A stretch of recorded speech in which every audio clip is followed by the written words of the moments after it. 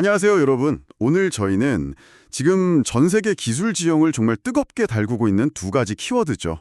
AI와 반도체, 그 교차점을 좀 파헤쳐 볼까 합니다. 네, 안녕하세요. 특히 그 미국의 강력한 제재 속에서도 기술 자립을 향한 야심을 불태우고 있는 중국, 그리고 그 중심에 선 기업이죠. 바로 화웨이 얘기에 좀 집중해 보려고 하는데요. 단순히 뉴스를 따라가는 걸 넘어서 이들의 전략, 또 기술 개발 현황, 이게 또 우리에게 어떤 의미가 있는지 좀 깊이 있게 들여다보는 시간을 갖겠습니다. 네, 오늘 저희가 살펴볼 내용들이 화웨이의 최근 재무 상태부터 시작해서요. 정말 기록적인 연구개발 투자, 또 중국 내 AI 칩 생산 확대 움직임 같은 거 있잖아요. 그리고 이제 구체적인 칩들, 어센드나 쿤펑 같은 이런 개발 동향까지 좀 폭넓게 다룰 예정입니다. 이런 조각들을 좀 맞춰보면서 중국의 기술 자립 전략이라는 큰 그림을 이해하고 또 그 과정에서 어떤 어려움이 있고 또 기회는 뭔지 이런 걸 짚어보는 시간이 될 것 같습니다. 네, 기술업계의 어떤 역학관계나 AI의 미래, 혹은 글로벌 공급망 재편 이런 데 관심 있는 분들이라면 오늘 대화가 특히 흥미로우실 것 같네요. 자, 그럼 바로 본론으로 들어가 볼까요? 먼저 화웨이 재무 상태를 보면 좀 재밌는 부분이 있어요. 2025년 상반기 실적을 보니까 매출은 4% 늘어서 4,270억 위안을 기록했는데 순이익은 오히려 32%나 확 줄었어요. 370억 위안에 그쳤거든요. 매출은 늘었는데 이익이 이렇게 크게 줄어든 이유, 이게 뭘까요? 이게 표면적으로 보면 좀 이상해 보일 수 있는데 그 안을 들여다보면 화웨이의 현재 전략 방향이 아주 명확하게 드러납니다. 가장 큰 원인은요, 단기 수익성을 좀 희생하면서까지 미래 기술 확보에 정말 막대한 자금을 쏟아붓고 있기 때문이에요. 바로 그 연구 개발, R&D 투자 때문입니다. R&D 투자요. 얼마나 투자했길래요? 네, 상반기에만 R&D 비용으로 969억 위안을 썼어요. 이게 전년 같은 기간보다 한 9% 이상 늘어난 거고요. 더 주목할 점은 매출액 대비 R&D 비중인데 이게 무려 22.7%에 달합니다. 이건 역대 최고 수준이죠. 와, 매출의 20% 이상을 R&D에 쓴다는 건 정말 엄청난 규모인데요. 일반적인 글로벌 테크 기업들하고 비교해도 상당히 높은 수준 아닌가요? 맞습니다. 이 정도 비율은 전 세계적으로 봐도 거의 최고 수준에 속한다고 볼 수 있습니다. 이런 추세면 올해 전체 R&D 지출은 아마 1,700억 위안을 그냥 넘어설 걸로 보이고요. 또 기록을 세울 것 같습니다. 물론 금융상품 관련해서 손실이 좀 난 거 이런 부수적인 요인도 있긴 했어요. 순이익 감소에. 하지만 핵심 동의는 역시 압도적인 R&D 투자라고 봐야 합니다. 그래도 긍정적인 신호라고 한다면 영업활동 현금 흐름이 순유입으로 전환됐다는 점인데요. 이건 사업 자체의 현금 창출 능력은 좀 개선되고 있다 이렇게 볼 수 있겠죠. 결국 단기적인 재무제표상의 숫자보다는 정말 장기적인 기술 경쟁력 확보에 회사의 운명을 걸었다. 이런 선언처럼 들리네요. 그렇다면 이 천문학적인 R&D 자금, 이게 구체적으로 어떤 미래 기술에 집중적으로 투입되고 있는 건가요? 화웨이가 지금 처한 상황이 미국의 제재 때문에 정말 극한 상황이잖아요. 단순히 살아남는 걸 넘어서 성장까지 봐야 하니까요. 그래서 그 외부 의존도를 줄이는 게 핵심인데 이걸 이제 스스로 뿌리 기술, 한자로는 큰 지슈라고 부르더라고요. 여기에 정말 모든 걸 쏟아붓는 거죠. 뿌리 기술이요? 그게 구체적으로 어떤 거죠? 말 그대로 기술 생태계의 어떤 근간을 이루는 핵심적인 하드웨어 그리고 소프트웨어 기술을 의미합니다. 가장 중요한 투자처는 역시 반도체입니다. AI 모델 학습이나 추론에 쓰이는 어센드 칩, 데이터 센터의 심장 같은 서버용 CPU 쿤펑, 스마트폰의 두뇌인 모바일 프로세서 기린 SoC, 그리고 AI 연산을 위한 네트워크 칩까지 이 반도체 전 영역에 걸쳐서 자체 개발을 하고 있는 겁니다. 반도체 말고 또 다른 핵심 투자 분야가 있을까요? 네, 또 다른 한 측은 바로 소프트웨어입니다. 아무리 좋은 반도체가 있어도 이걸 돌리고 활용할 소프트웨어가 없으면 사실 소용이 없잖아요. 그래서 서버나 모바일 기기 같은 걸 작동시키는 운영체제, OS 개발에 정말 사활을 걸고 있습니다. 그 훅멍 OS 말씀하시는 거죠? 네, 맞습니다.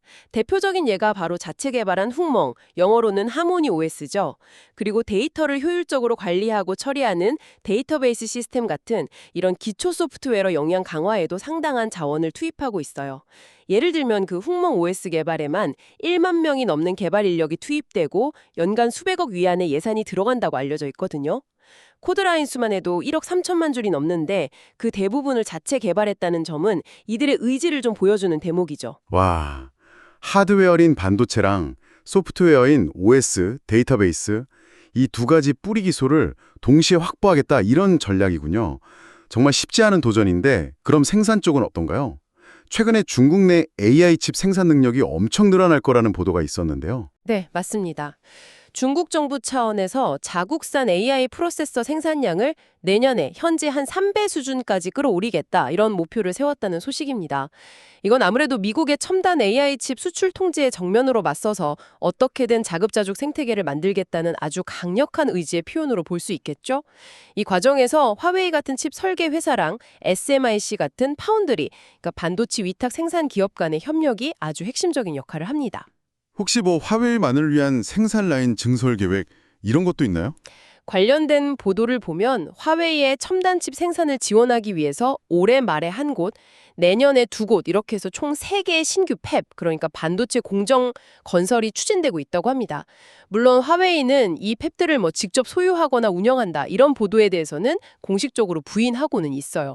그래요? 네. 하지만 업계에서는 이 신규 팹들이 만약 완공되면 그 총 생산 능력이 현재 중국 최대 파운드리인 SMIC의 비슷한 공정 라인, 예를 들어 7나노급 라인의 생산 능력을 넘어설 수도 있다. 뭐 이런 분석을 내놓고 있습니다. 누가 소유하던 간에 결국 화웨이의 첨단 칩 생산 수요를 염두에 둔 투자의 가능성이 높다. 이게 중론이죠. 중국 최대 파운드리인 SMIC의 역할도 중요할 것 같은데요? SMIC는 어떤 계획을 갖고 있나요? SMIC 역시 뭐 미국의 제재 대상이기는 하지만 꾸준히 공정 기술을 개발하고 생산 능력을 늘려가고 있습니다. 특히 내년에는 현재 주력 첨단 공정인 7나노미터 생산 능력을 지금의 2배로 늘릴 계획이라고 알려졌어요. 아, 7나노를 2배나요? 네. 현재 화웨이가 SMIC의 가장 중요한 7나노 공정사거든요. 이렇게 SMIC랑 또 잠재적인 신규 팹들의 생산 능력이 확충되면 화웨이뿐만 아니라 다른 중국 팹리스, 그러니까 칩 설계만 하는 회사들에게도 큰 도움이 될 겁니다. 예를 들어서 뭐 캠브리콘이나 메타엑스, 바이런 같은 AI 칩 스타트업들 있잖아요. 이런 회사들은 엔비디아 고성능 칩 수입이 막히면서 좀 어려움을 겪고 왔는데 자국 내 생산 능력이 늘어나면 좀 숨통이 트일 수 있는 거죠. 어떻게 보면 미국의 제재가 역설적으로 중국 내 반도체 공급망 자립을 위한 투자를 더 촉진하고 기업 간 협력까지 강화하는 그런 결과를 낳고 있는 셈이네요. 뭐 필요가 발명을 낳는다고 할까요? 좋습니다. 그럼 이제 화웨이가 개발 중인 구체적인 칩들로 좀 더 들어가 보죠. 이 막대한 R&D 투자의 결과물들일 텐데 특히 어떤 칩들이 주목받고 있습니까? 현재 가장 스포트라이트를 받는 건 크게 2가지 주요 칩 라인입니다. 첫째는 AI 연산에 특화된 어센드 시리즈고요. 둘째는 서버나 데이터 센터의 핵심인 CPU, 쿤펑 시리즈입니다. 네, 그럼 어센드 AI 칩부터 좀 자세히 알아보죠. 엔비디아의 고성능 칩이 이제 중국 시장에 들어오기 어려워지면서 화웨이 어센드가 그 빈자리를 채우고 있다. 이런 분석이 많던데요. 정확합니다. 특히 그 어센드 910 같은 칩은 현재 중국 내에서 개발된 AI 칩 중에서는 그래도 가장 성능이 우수하다. 이런 평가를 받고 있습니다. 미국 정부가 엔비디아의 중국 수출용 저사양 칩 있잖아요. H20 같은 거. 이런 거에 대해서도 규제를 계속 강화하니까 중국 기업들은 어쩔 수 없이 자국산 대안을 찾을 수밖에 없는 상황이고요. 여기서 이제 화웨이 어센드의 입지가 점점 더 강해지고 있는 거죠. 단순히 칩 자체 성능 개선뿐만 아니라 시스템 레벨에서의 혁신, 이런 것도 좀 주목할 만합니다. 최근에 공개된 클라우드 매트릭스 384 솔루션이 대표적인 예인데요. 클라우드 매트릭스 384요? 그건 뭔가요? 네, 이게 뭐냐면 어센드 910 칩 384개를 아주 빠른 네트워크로 연결해서 마치 하나의 거대한 AI 가속기처럼 작동하게 만든 시스템이에요. 개별 칩의 성능에는 아직 좀 한계가 있을 수 있지만 이렇게 여러 칩을 효율적으로 묶어서 전체적인 연산 능력을 극대화하겠다. 이런 접근 방식인 거죠. 와, 384개를 묶어서 쓴다니 대단하네요. 네, 이 프로젝트에는 화웨이 내 여러 핵심 부서, 뭐 클라우드 담당, 칩 설계하는 하이실리콘, 선행 연구 담당하는 2012 연구소 등등 1만 명이 넘는 엔지니어가 참여했다고 알려졌어요. 그만큼 화웨이가 AI 인프라 구축에 얼마나 사활을 걸고 있는지 보여주는 대목입니다. 실제로 이 시스템은 화웨이가 자체 개발한 초거대 AI 모델인 판구, 팽구를 훈련하는 데 쓰이고 있다고 하고요. 아, 그러니까 개별 칩 성능의 한계를 시스템 엔지니어링이랑 규모의 경제로 돌파하겠다 이런 전략이군요. 시장 반응은 어떤가요? 중국 AI 칩 시장에서 어센드의 점유율은 어느 정도인가요? 시장 조사기관들의 추정을 보면 2024년 중국 AI 칩 시장에서 화웨이 어센드 시리즈의 점유율이 한 23% 수준으로 예상이 됩니다. 23%요? 네, 물론 아직 엔비디아가 한 70% 정도 점유율로 압도적인 1위를 지키고 있긴 합니다만 제재 이전하고 비교하면 화웨이 점유율이 상당히 빠르게 올라가고 있는 건 분명합니다.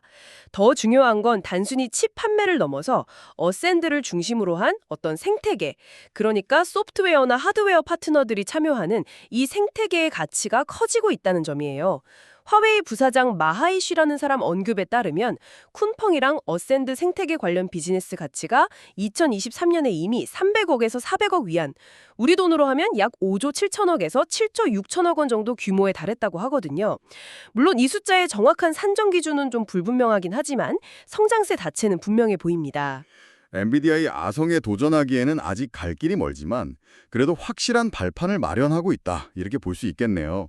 자, 그럼 다른 핵심 축인 쿤펑 서버 CPU는 어떻습니까? 특히 최근에 유출된 신형 쿤펑 930에 대한 정보가 많은 관심을 끌고 있던데요. 네, 쿤펑은 그 인텔이나 AMD의 서버형 CPU에 맞서기 위해서 화웨이가 자체 개발한 ARM 기반 프로세서입니다. 2019년에 SMIC의 7나노 공정으로 만든 쿤펑 920을 출시했었고요. 최근에 그 후속작인 쿤펑 930에 대한 세부 정보가 여러 경로로 이렇게 흘러나오면서 기술적으로 좀 큰 화제가 되고 있습니다. 어떤 점들이 그렇게 주목받는 건가요? 특히 그 제조 공정에 대한 이야기가 많던데요. 네, 가장 뜨거운 관전은 역시 어느 파운드리의 몇 나노 공정으로 만들었냐 하는 점입니다. 이게 지금 몇 가지 상반된 분석이 존재해요. 하나는 연산을 담당하는 핵심 부분, 컴퓨트 타일이라고 부르는데 이건 대만 TSMC의 5나노 공정을 이용하고 데이터 입출력을 담당하는 IO 다이는 SMIC의 비교적 성숙한 공정, 아마도 14나노급, 이걸 사용한 일종의 하이브리드 방식일 수 있다. 이런 추정입니다. 아, 하이브리드 방식이요? 칩렛 구조라서 가능한 건가요? 그렇죠. 작은 기능별 반도체 조각, 칩렛들을 조립해서 하나의 큰 칩처럼 만드는 기술이니까요. 네. 그런데 다른 분석에서는 이 컴퓨터 타일마저도 TSMC가 아니라 SMIC의 소위 N+3 공정, 이게 기술적으로 보면 TSMC의 5.5나노급 혹은 인텔의 4나노급에 해당한다고 평가받는 공정인데 이걸로 제작했을 가능성을 제기합니다. 만약 그게 사실이라면 정말 대단한 건데요? 맞습니다. 만약 후자가 사실이라면 이건 미국의 제재 하에서도 SMIC가 5나노급의 첨단 공정 양산에 성공했다는 의미가 되기 때문에 중국 반도체 기술 자립에 있어서 정말 중대한 이정표가 될 수 있습니다. 하지만 아직 어느 쪽에 맞는지는 명확하게 확인된 바는 없고요. 상당한 불확실성이 존재합니다. 이 불확실성 자체가 현재 중국 첨단 반도체 제조 역량의 현주소를 둘러싼 논쟁을 반영한다고 볼 수 있겠죠. 와, 정말 흥미로운 미스тер이네요. TSMC냐, SMIC냐에 따라서 그 기술적 함의가 완전히 달라지니까요. 그럼 칩의 구조나 성능 사양은 어떻게 알려져 있나요? 다이와 한 개의 아주 큰 I/O 다이를 하나의 패키지 위에 올린 형태예요. 이것 때문에 칩 전체 크기가 가로 77.5mm, 세로 58.0mm로 상당히 큽니다. 특히 I/O 다이 크기가 이전 모델인 920보다 80% 이상 커졌다고 하는데 이건 아마 더 많은 주반 장치를 연결하고 메모리 대역폭을 확보하기 위한 걸로 보입니다. 성능은 어느 정도 수준인가요? 총 코어스는 120개에 달하고요. 각 컴퓨터 다이에는 2MB의 L2 캐시 메모리가 있고 전체 다이가 공유하는 L3 캐시는 91MB에 달하는 걸로 알려졌습니다.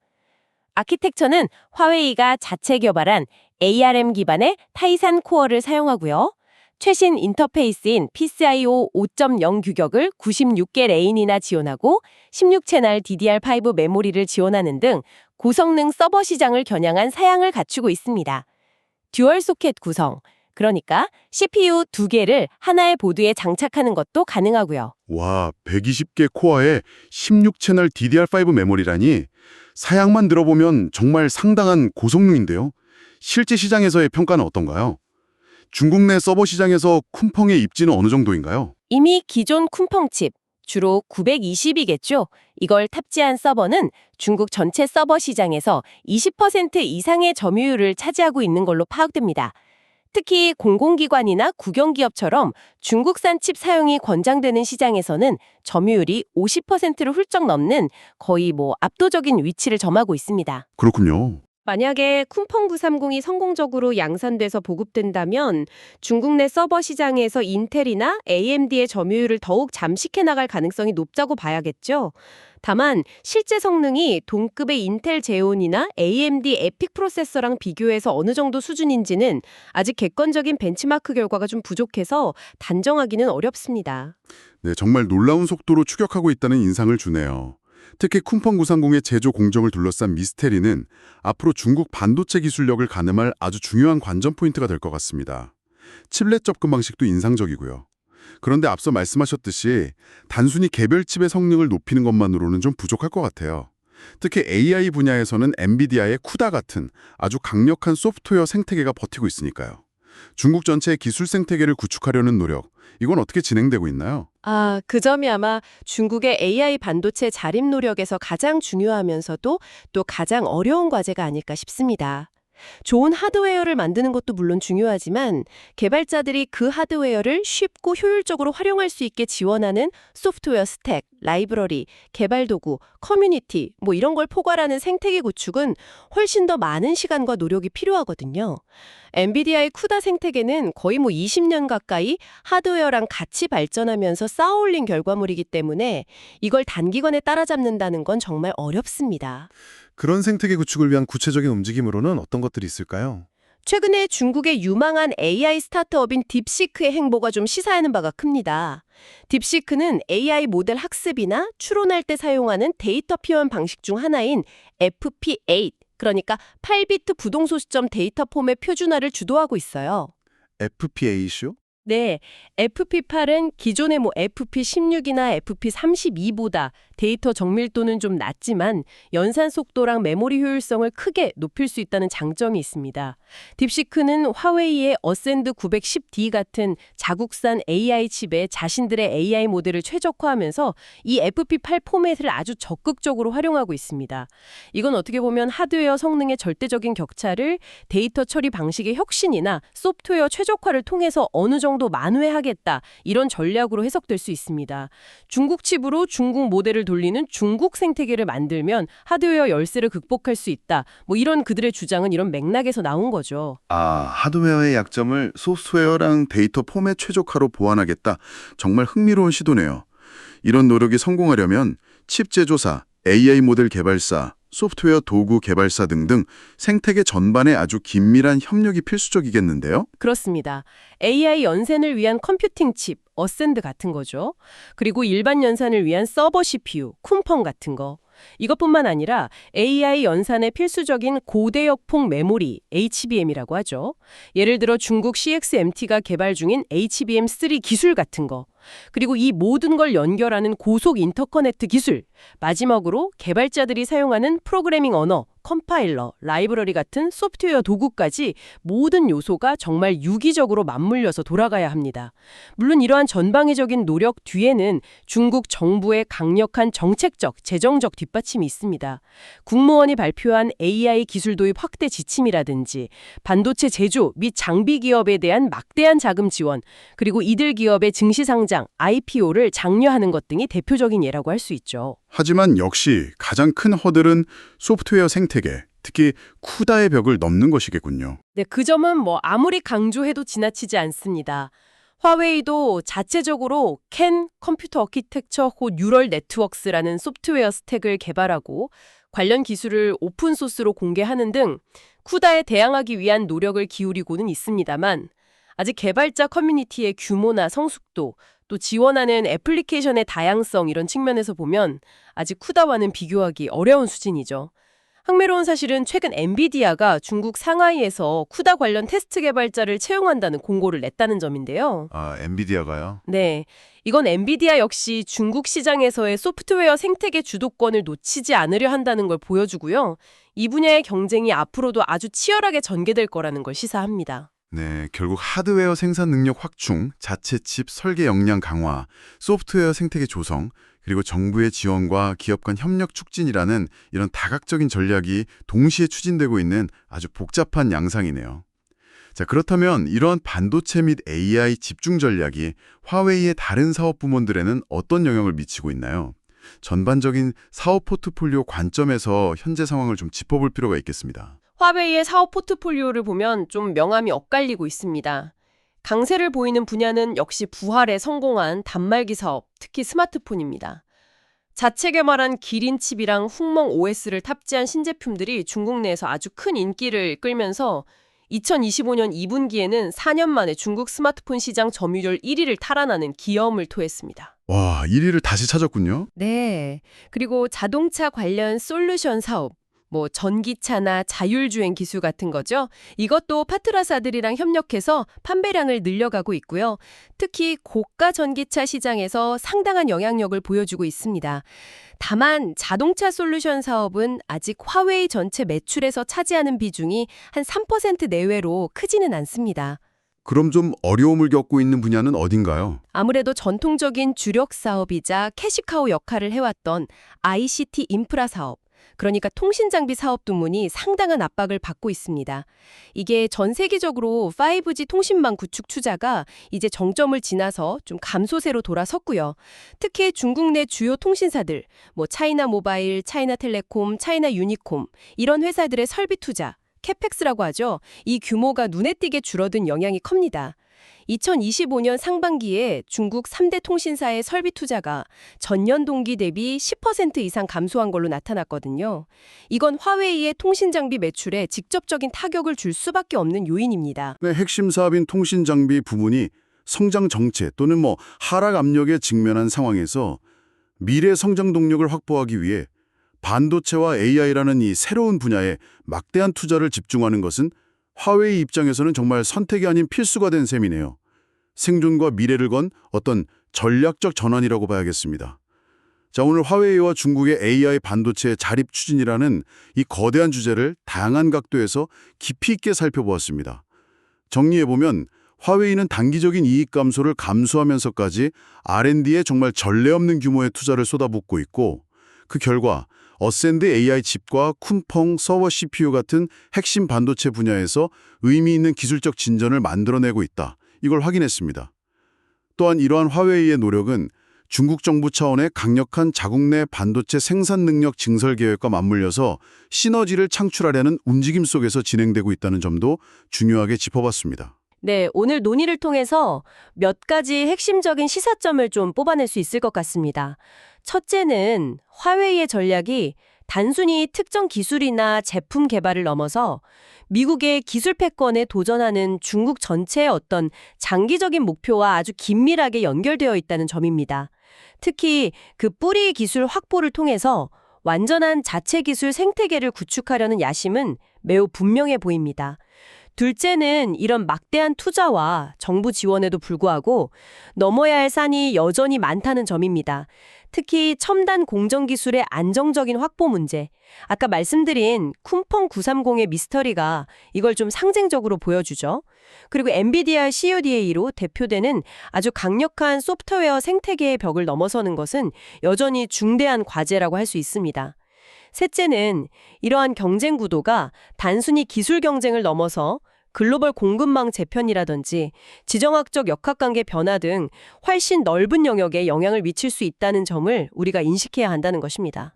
네, 말씀하신 것처럼 단순히 한 기업의 이야기가 아니라 글로벌 기술 지형의 미래를 좌우할 수 있는 아주 거대한 흐름의 일부로 이해해야 할 것 같습니다. 앞으로 이 치열한 경쟁이 어떻게 전개될지, 그리고 우리에게 어떤 영향을 미칠지 지속적으로 주목해야 할 이유입니다. 오늘 이 복잡하고 중요한 이슈를 명확하게 분석하고 또 통찰력 있는 설명 더해주셔서 감사합니다. 네, 감사합니다.